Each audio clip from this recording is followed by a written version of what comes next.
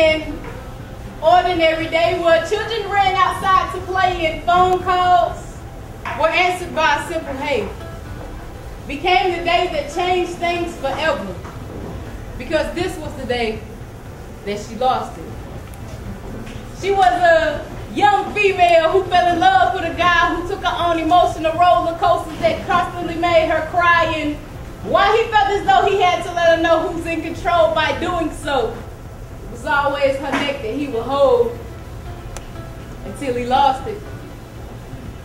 Days later, they're lying in bed together and she's grasping for air but simultaneously fighting him off because she's experiencing a pain that she can no longer bear, but he doesn't seem to care. He gets what he wants and leaves, and now she's lost it because she looks down and she bleeds and she bleeds. Weeks later, she calls him up to tell him they're expecting a delivery, so now he's going to have to man up and be ready to take care of his responsibilities because she wants to make it work despite his infidelities. But he wasn't trying to hear that. So he took a number and lost it. Now it's 4 months later and she's throwing up daily and he got a job but his mind ain't nowhere near on his baby. He's buying Hollister, Coogee, and Ed Hardy, and every weekend he likes to go party. Coming home wasted, beating her senseless until he lost it, but he always said, I'm sorry. When I heard this, I lost it just because of the simple fact that I'm the friend she calls when she can't sleep at night. I'm the friend she calls when he ain't trying to do right. I'm the friend she calls when she just wants to chill. I'm the one who puts up with her mood swings and nobody else will. Yet I was the friend that one night got this because she wanted to discuss some problems about the baby with her baby daddy, but check this. He came over, they talked, and everything was going great until she started discussing sacrifices that they were going to have to make wait. It was his paycheck that he didn't want to share. So to get his point across, he pushed her down the flight of stairs. I was the one calling and texting her mom's phone because I couldn't leave home, and me not knowing what was going on was like me being alone, so now my head's in the zone but distracted by the sound of my phone. And when I opened it, it was the floor that my knees hit. It was her mother. And the text message read, she lost it. One love. Thank you.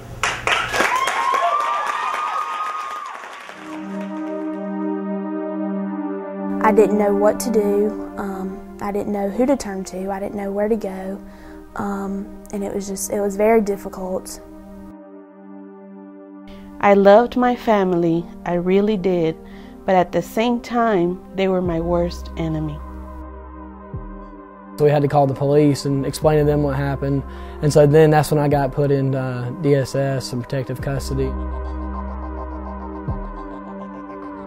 Every day, teens are affected by crime.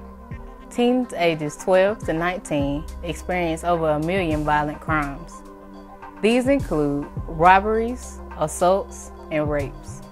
The purpose of this documentary is to expose the different crimes that most affect teens, especially within underserved populations.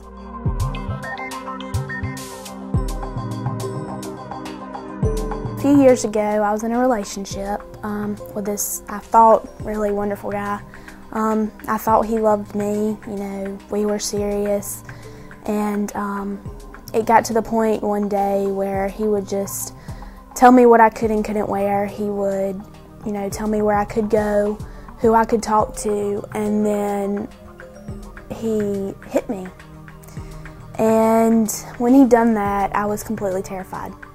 No matter how much they say they love you, but when it gets to that point and they start controlling you like they do, and they start telling you what you can and can't wear, just the little things like that, you need to get out of it as fast as you can, because if you don't, it will get serious, and it's very difficult to get out of because you're scared, you don't know what to do, you don't know if anybody would believe you, you don't know if he found out, you know, you told anybody, you don't know if he would make it worse, you know, but just really, as fast as you can, you need to get out of it.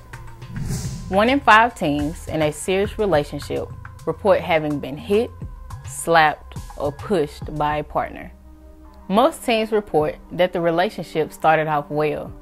They would have never suspected it to end in violence. This is what experts call the cycle of violence. No one is immune. Teens must be aware of the signs of dating violence. The first step is to tell someone. Many teens are afraid to tell because the relationship was not approved or they were embarrassed. I got out of it by just friends, family, God. Just when I needed help, I finally turned to friends and asked them what to do about it, and what they would do about it and how they would have handled it. If you're in the situation and you see the signs, then you really need to get out of it, because once you're in it and you say, oh, this is just minor stuff, he'll change, that's not the case. Once they've done it and once they do it, they'll always do it.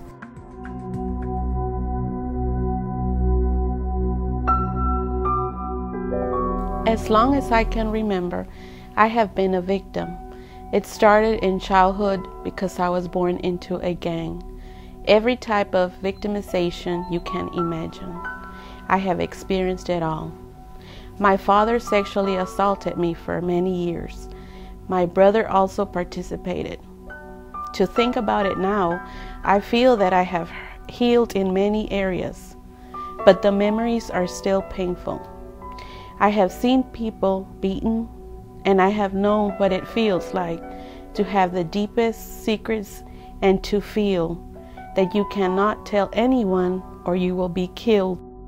Many teens face victimization before entering a gang, and even more while they're in it. Gang violence is something that has greatly impacted today's youth. I loved my family, I really did, but at the same time, they were my worst enemy. They treat me like I betrayed them because I got help. They treat me like I am dead to them, but I had to save myself. They did nothing to save me.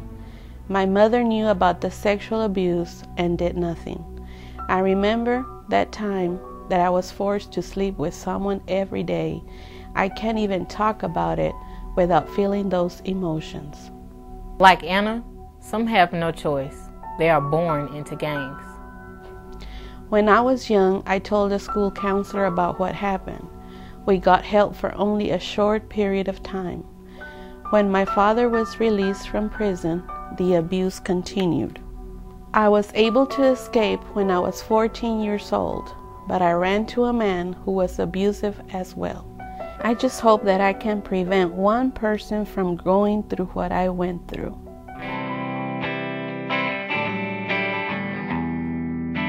I was 14 years old. My mother had a serious alcohol and prescription medication addiction and problem. Pretty much drove her crazy. She had 7 kids.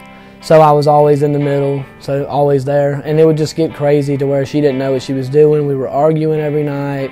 She was ripping stuff out of the wall. She would kick me out of the house. I would have to sleep outside, and then I would have to go to class right next morning.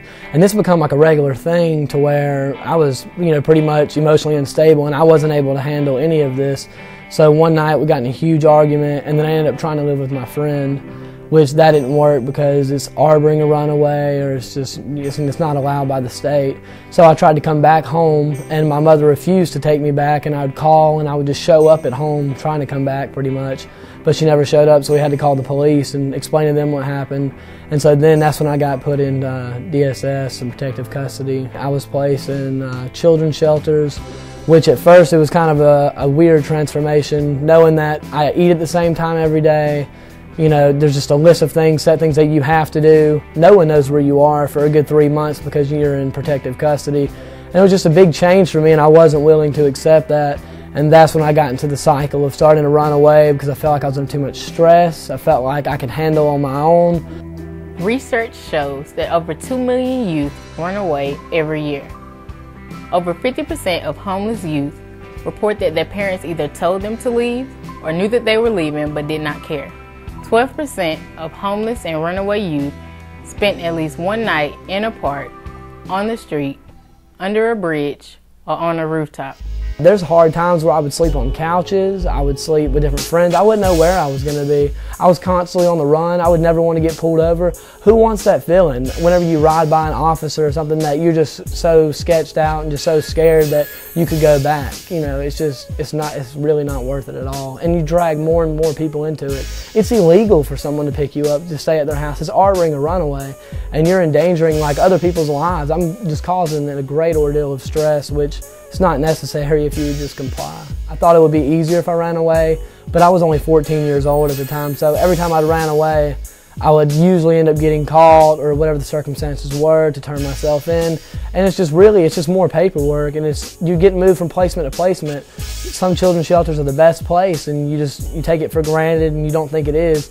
And then after you run away, you're not allowed to come back to certain places and you'll get put farther away. You just get yourself into so much more deep, and it's not worth it. It's not worth risking your education. I mean, I dropped out of high school just to run away. I finally decided, you know what, I'm going to go back. And that's when I turned myself in. I got my GED. I started going back to college. I got on the right track. I would highly suggest not running away. What's 3 years? What's 5 years? If it's going to work out in the long run, we're only kids right now. Once you get older, you're just going to look back and be like, well, I'm glad I didn't run away. I'm glad I stuck with the program. If you related to any of these stories or have been a victim in any way, you can get help. Contact your local victims advocate for more information. If you are a victim of dating violence and rape, you can contact the Rape and Abuse Hotline at 1-800-656-HOPE. And remember, you are not alone.